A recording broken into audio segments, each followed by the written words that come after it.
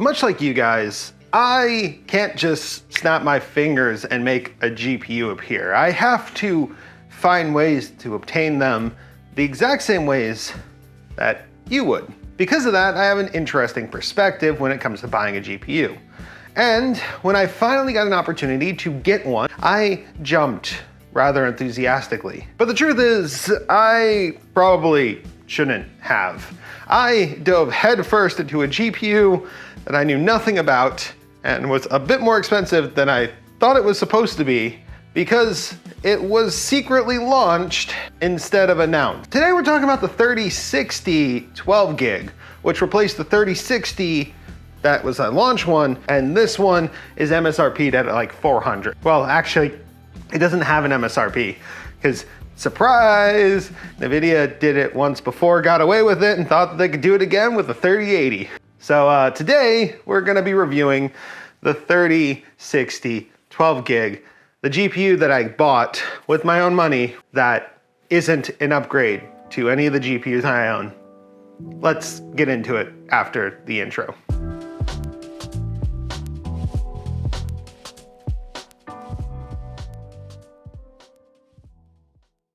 So the RTX 3060 12 gigabytes.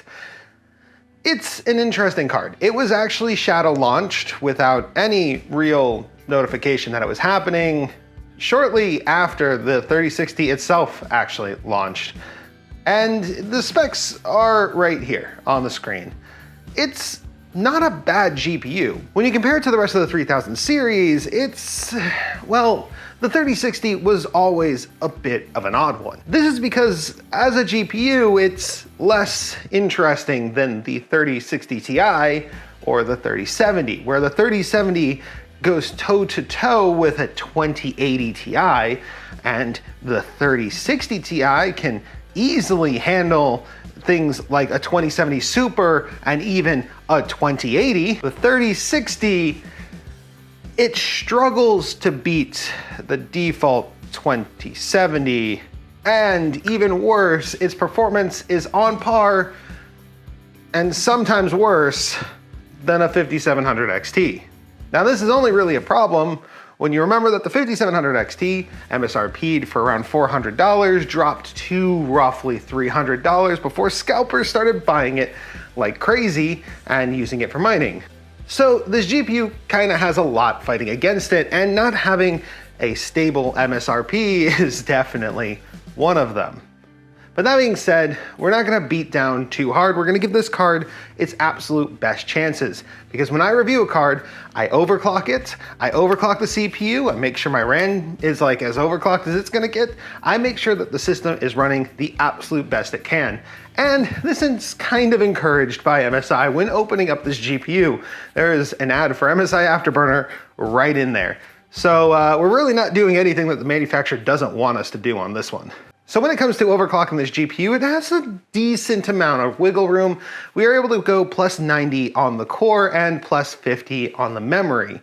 And it's worth doing. It actually does show improvement over its base scores when you actually overclock it in this way.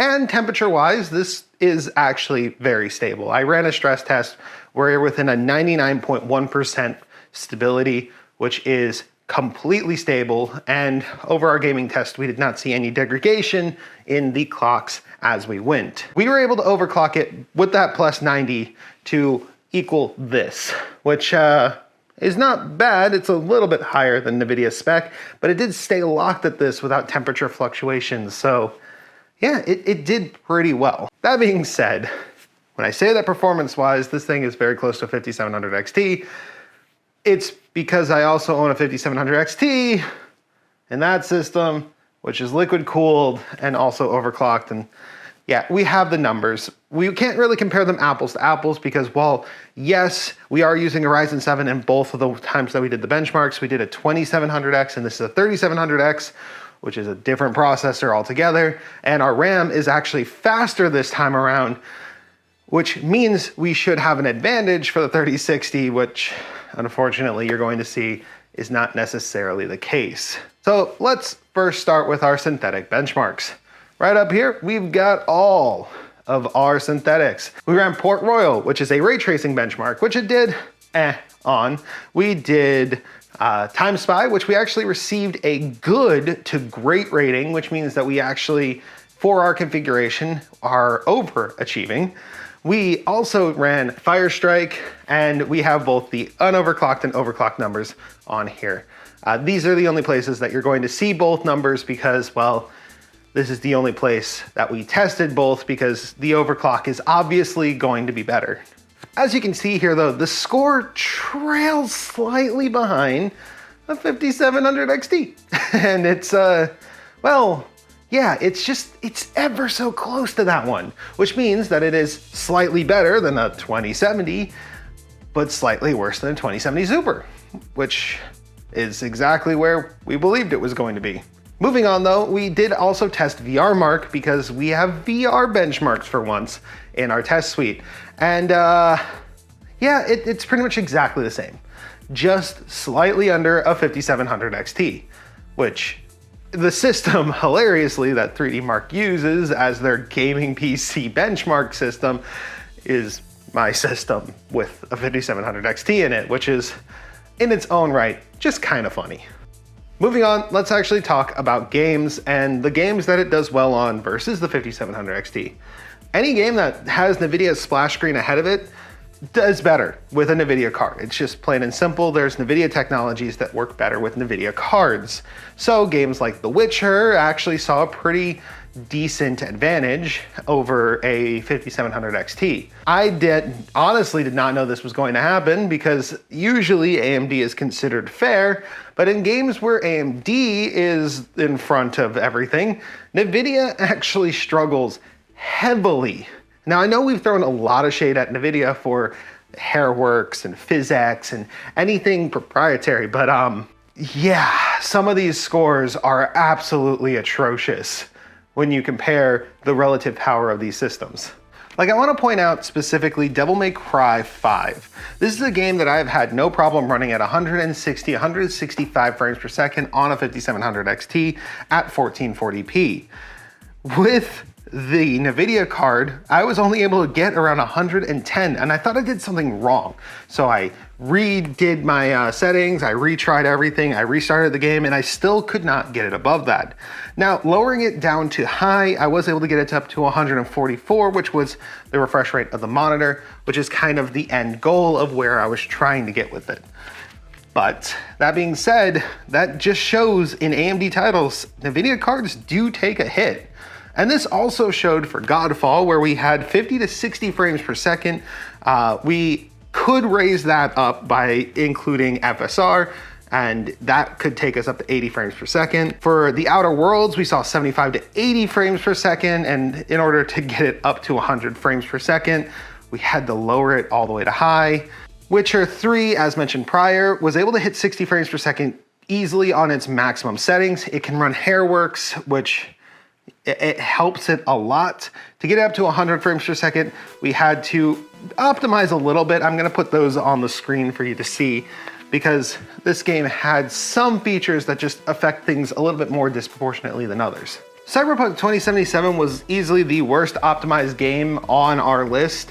Getting this one above 30 frames per second was a challenge. Here are my optimized settings. It can get us up to 60 frames per second without DLSS and 90 frames per second with DLSS. This one just was a bit tricky. And then Doom Eternal, well, actually, despite having a warning message saying that it was not going to run well, ran perfectly fine at 165 frames per second. Sometimes even 200 frames per second. It did a good job overall. And it performed about exactly where I thought it would. And that is without DLSS or ray tracing, by the way. You can turn on ray tracing and DLSS, but I personally just would recommend running it rasterized and just roll with it. Moving on to a couple of my favorites, we got Borderlands 3, which ran at 50 frames per second, which again is shocking. But that was the ultra badass setting, and to be completely honest, that setting is a bit extreme. If we drop it down to high, we can get it up to 70 frames per second pretty easily. For ESO, we were actually running the best I've seen a GPU run Yeah, 100 frames per second, which is actually the frame rate cap of the engine. So therefore, maxed. PSO2 New Genesis is one that is a little tricky because at times it's choppy and very unresponsive, but that has a lot more to do with the CPU and the storage situation, as the way that the game actually responds is really, really weird.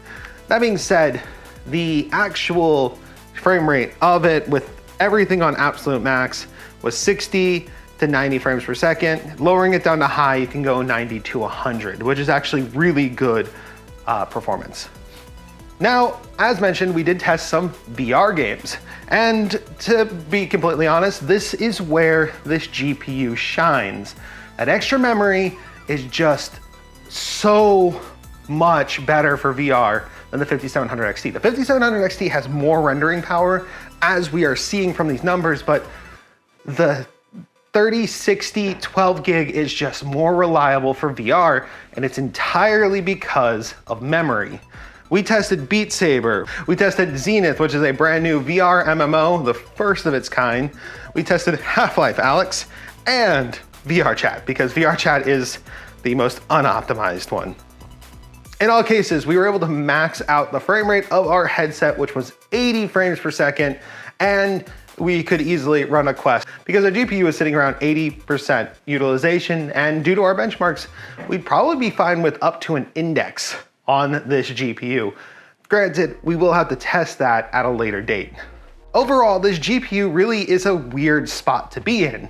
It's not all that better than its last generation. If you've got a 2070, if you've got a 2070 Ti or a 2070 Super or a 5700 XT, there's no reason to upgrade. Even a 5700 would not be an upgrade, really. It'd be a side grade at best. But if you're running an older 1060, maybe it's worth considering. That being said, like, your options aren't great with this card. It's often overpriced, and because there's no solid MSRP, there's no way for us to really hold anyone accountable. Like, the listed MSRP of the card that I bought was this much. Mind you, this is how much the base 3060 is supposed to cost. Now, I did get it with RAM, but if I'm gonna be honest with you, that RAM has caused problems. I am using it, but not at the rated speed. It says that it's rated for 3600 speed. It is not. It is not able to hit that consistently. It crashes at that speed. I can drop it down to 3400, which is faster than any other RAM kit I own, which is why I'm using it. So yeah, a little bit of rage there, but to be completely honest, am I disappointed? Sort of, and not at the same time. I got a GPU that works. I have a GPU that plays the games at an acceptable level with some tinkering from my perspective. I have a GPU that's quiet, that's okay at overclocking, that's kind of fun to tinker with. But if you are in a situation where you've got a 5700 XT, where you've got a 2070, if you've got a 2060 even, really is not that big of an upgrade, I would not aim for this card. Especially because right now, I'm noticing, and I'm tentatively excited, that prices are dropping on it. The second it hits like 300 to like 250, that's when this card has value. That's when this card is appropriately priced. Right now, where it's like $400 or $500, no, it's just not worth it. But it is a good option if you've got nothing else. It's certainly better than the 5500 XT or the 5500. It's not even the 5500 XT. It's better than that card. It at least will play games at 1080p, probably at 144 frames per second. At 1440p, it can occasionally hit 144 frames per second and more like 100 frames per second. So it's not a bad card. It's just a little overpriced at its current price. But that is where we're gonna end it. Thank you so much for watching this video. If you enjoyed watching it, leave it a like, maybe comment, subscribe. I am gonna be getting another GPU now that this review is done, And I'm aiming for either a 3070, 6700 XT, or maybe a 6800. I'm actually kind of like, I'm on the fence. I've seen 6900s for like 1,200, which is slightly over. It's like $200 more expensive than their MSRP, but like at that point, you're like, compared to the 3090, it's just such a good price comparatively. I can't believe I'm saying that. Getting ripped off $200 is better than paying the $2,000 for a 3090, right?